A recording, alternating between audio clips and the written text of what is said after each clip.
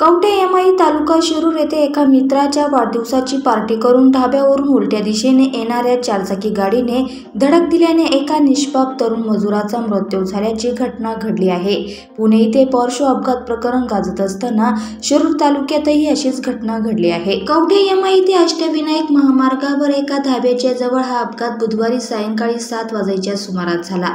फिर्यादी अमल गोरक्षे येटेकर वय 34 वर्ष यांनी फिर्याद दिली असून यामध्ये दीपक जालिंदर येटेकर वय 33 याचा मृत्यू झाला आहे। याबाबत पोलिसांनी दिलेल्या माहितीनुसार कवठे एमआई पारगाव रस्त्यावर फिर्यादी यांचा चुलत भाऊ दीपक हा मोटरसायकल चालवी जेवणाचा डबा आणण्याकरता जात होता।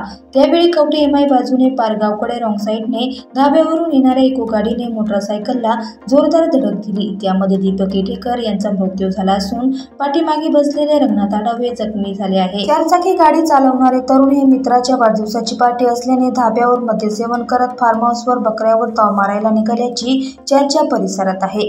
त्यामुळे वाढदिवसाची पार्टी मात्र एका गरीब मजुराच्या जीवावर बेतली असून गाडी चालक पसार झाला आहे।